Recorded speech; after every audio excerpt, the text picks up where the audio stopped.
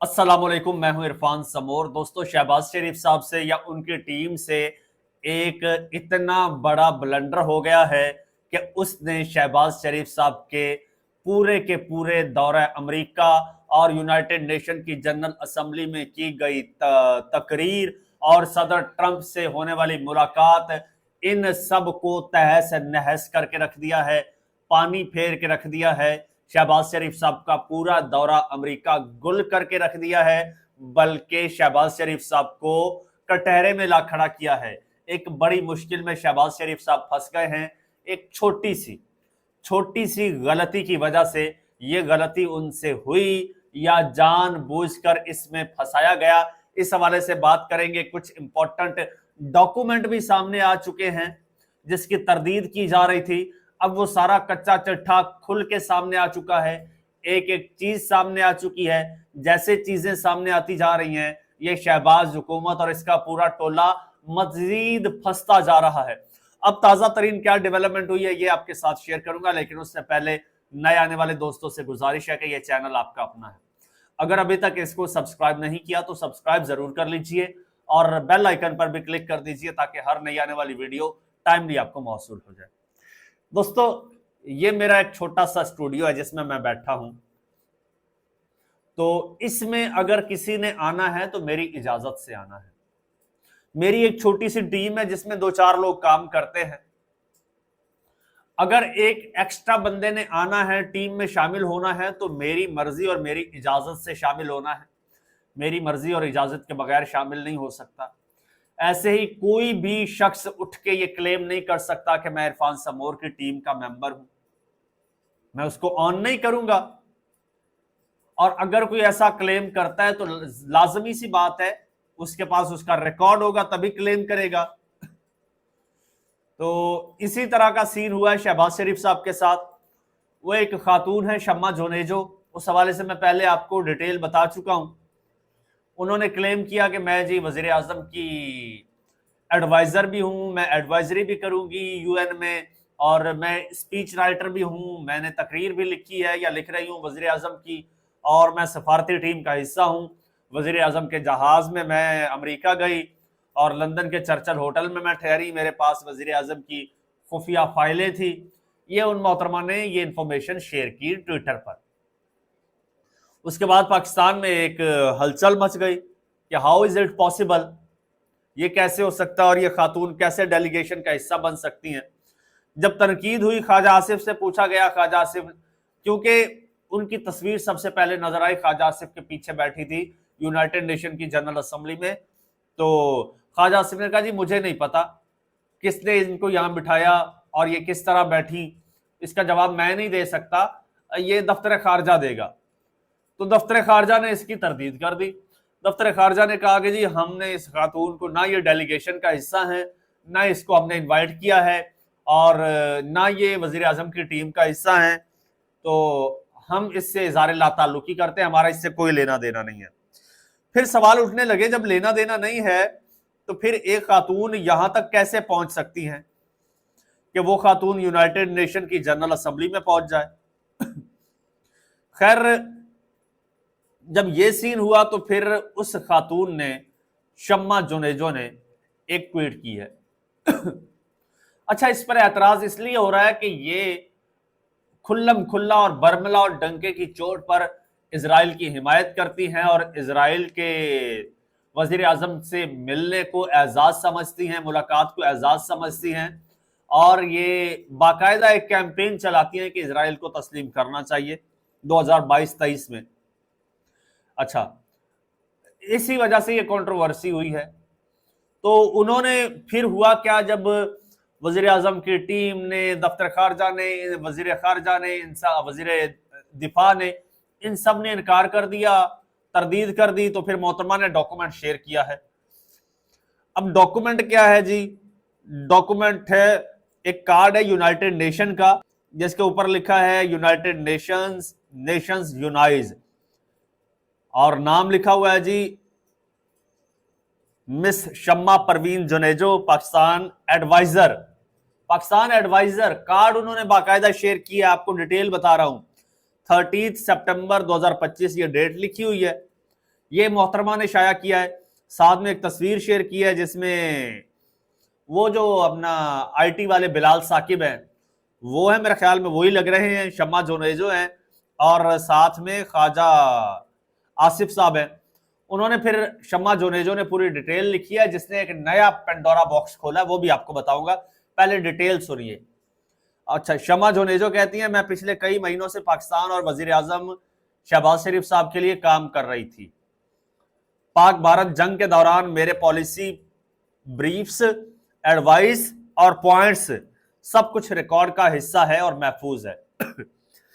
وہ کہتی ہیں مجھے وزیر اعظم صاحب نے اقوام متحدہ کی تقریر لکھنے کا ٹاسک دیا. اب بھی کلیم کر رہی ہیں، اب بھی کہتی ہیں مجھے وزیر اعظم صاحب نے اقوام متحدہ کی تقریر لکھنے کا ٹاسک دیا اور خود وفد کا حصہ بنایا. میرا نام باقاعدہ ایڈوائزرز کے طور پر شامل کیا گیا اور میرا سیکیورٹی پاس بھی اسی حوالے سے ایشو کیا گیا. میں نے ان کی ٹیم کے ساتھ مل کے دن رات کام کیا. میں نے ان کے ساتھ سفر کیا، ان کے اور ٹیم کے ساتھ ایک ہی ہوٹل میں قیام کیا. ان کی بل گیٹس جیسی اہم ترین سائیڈ لائن میٹنگز کا حصہ بنی اور جن کی فوٹیج ٹی وی پر بھی آئیں.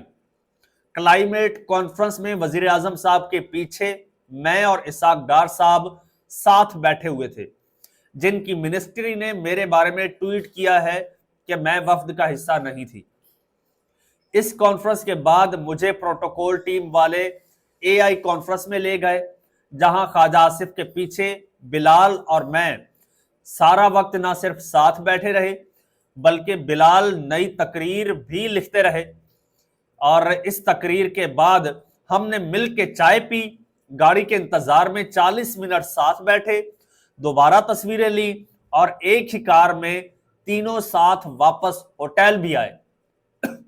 خواجہ آصف صاحب جو ہیں وہ کار میں پیچھے میرے ساتھ ہی بیٹھے تھے. آخری دن وزیر اعظم کی تقریر کے وقت بھی میں سب کے ساتھ اقوام متحدہ میں تھی، جہاں خواجہ آصف میرے سامنے بیٹھے ہوئے تھے اور ہم سب نے مل کے وزیر اعظم کے لیے تالیاں بجائیں.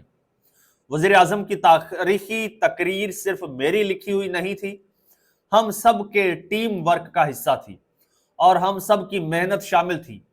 میری واپسی کی فلائٹ بھی پہلے ہی طے تھی اور مجھے مشن پروٹوکول والے خود ایئرپورٹ تک ڈراپ کرنے آئے. اب خواجہ صاحب ایسے بیان کیوں دے رہے ہیں اور کس ایجنڈے کے تحت اپنی حکومت کے ایک تاریخی دورے کو بدنام کر رہے ہیں، وہ وزیر اعظم صاحب کو ان سے پوچھنا چاہیے، کیونکہ ان کی اتھارٹی چیلنج ہوئی ہے، میری نہیں. محترمہ، وزیر اعظم صاحب کی سیکیورٹی چیلنج نہیں ہوئی، ان کی سیکیورٹی بڑھ گئی ہے. اب جو اگلی بات میں آپ کو بتانے جا رہا ہوں ذرا غور سے سنیے گا.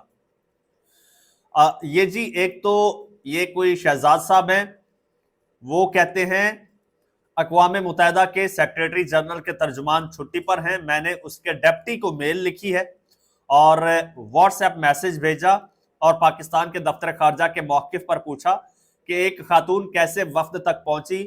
یہ ان کا جواب ہے. اچھا، جواب کیا ہے؟ جواب یہ ہے کہ پاکستان کے اقوام متحدہ کے مستقل مشن نے جو لسٹ بھیجی اس میں مذکورہ خاتون کا نام تھا. نشستوں کی ارینجمنٹ پاکستان کا اپنا فیصلہ تھا، ہم اس پر کوئی رائے نہیں دے سکتے. دونوں جواب یہاں موجود ہیں. مزید تحقیق سے یہ بات بھی پتہ چلی کہ خاتون کا نام وزیر اعظم ہاؤس سے بھجوایا گیا اور اس کا تمام ٹریک ریکارڈ موجود ہے. یہ بھی پتہ چلا کہ پاکستان کے دفتر خارجہ نے یہ کہا تھا کہ وہ برطانیہ ہوٹل میں اسٹے کے لیے انٹائٹل نہیں، مگر وہ ضد کر کے وزیر اعظم ہاؤس کی سفارش سے ہوٹل میں مقیم ہوئی. رکو ذرا، صبر کرو، گیم ابھی باقی ہے.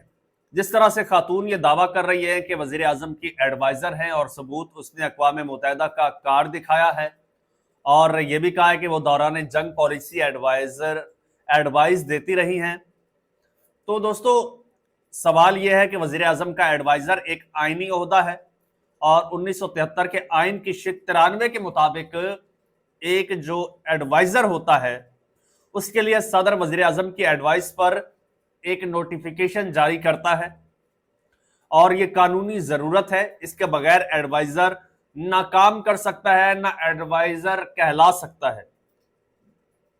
تو سوال یہاں پر یہ پیدا ہوتا ہے کہ وزیر اعظم صاحب نے کب یہ تعیناتی کی، اس کا نوٹیفیکیشن کہاں ہے، اور اس کے بغیر اتنے حساس ترین کام یہ خاتون کیسے کر رہی ہے کہ وزیر اعظم کی سیکرٹ فائلیں بھی ان کے پاس ہیں، وزیر اعظم کو جنگ کے دوران بھی یہ ٹپس دیتی ہیں، ایڈوائز دیتی ہیں، اور یہ اقوام متحدہ میں بھی وزیر اعظم کو ایڈوائز دیتی ہیں، ڈپلومیٹک ایڈوائز دیتی ہیں. تو یہ آخر کیسے؟ اور دوسری بات، وزیر اعظم صاحب یہ جو اقوام متحدہ گئے تھے اور یہ سارا اپنا ایک مقبولیت کا ایک مینار کھڑا کرنا چاہ رہے تھے اسرائیل کے حوالے سے، تو ان کی اپنی ٹیم کے اندر اسرائیل کی حمایتی موجود ہیں جو ان کو تقریریں لکھ کے دیتی ہیں. وہ اس کے سینے میں اسرائیل کا دل دھڑکتا ہے، اسرائیل کی محبت ان کے اندر سے چھلک کے باہر آتی ہے. وہ خاتون شہباز شریف صاحب کی ٹیم کا حصہ ہیں اور ثبوتوں کے ساتھ بتا رہی ہیں کہ میں ٹیم کا حصہ ہوں، اور سارے ڈاکومنٹس چیخ کر یہ گواہی دے رہے ہیں کہ وہ خاتون شہباز شریف صاحب کی ٹیم کا حصہ ہے. تو اس سے آپ اندازہ لگا لیجئے کہ یہ کس قدر دھسے ہوئے ہیں اس ساری گیم میں، اور اس گیم کا کیا شہباز شریف صاحب باقاعدہ حصہ ہیں، کیا نون لیگ اس گیم کا حصہ ہے جس کا برملا اظہار یہ خاتون آج سے 2 سال پہلے سے کر رہی ہیں. اور جب مشکل آئی ہے، جب یہ ایکسپوز ہوئی ہیں، تو اب تواتر کے ساتھ اسرائیل کے خلاف ٹویٹ کرنے لگ گئی ہیں. اب کہتی ہیں نہیں، یہ تو غزہ والے معاملے سے پہلے کا موقف ہے میرا اور بعد کا نہیں ہے. کیا یہ غزہ والے واقعے سے پہلے وہ معصوموں کی جانیں نہیں لیتے تھے؟ کیا اسرائیل غزہ والے واقعے سے پہلے فلسطین پر قابض نہیں تھا؟ وہ فلسطین کے نہتے لوگوں کی جانیں اسی طرح سے نہیں لیتا تھا؟ پہلے کیا وہ تبلیغ کرتا تھا اسرائیل؟ جب آپ اسرائیل کی حمایت کرتی تھیں اور کہتی ہیں کہ اب نہیں کرتی، پہلے بھی یہی اسرائیل تھا، پہلے بھی اس کی یہی کارستانیاں تھی اور اسی طرح سے کام کرتا تھا، اب بھی ویسے ہی کر رہا ہے. اب جب ادھر سے پاکستانیوں نے ڈنڈا اٹھایا ہے تو اب آپ کہتی ہیں نہیں، تو میں تو اسرائیل کے مخالف ہوں.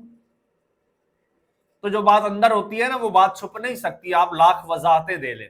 تو اس وقت صورتحال دوستو یہ بن چکی ہے، اب نون لیگ والے اب اس کچرے سے، اس الزام سے جان چھڑانا چاہ رہے ہیں کہ یار اس کا تو یہ بیک گراؤنڈ اتنا یہ اسرائیل کے ساتھ ہے اور یہ تو ہمارے گلے پڑ گئی ہیں.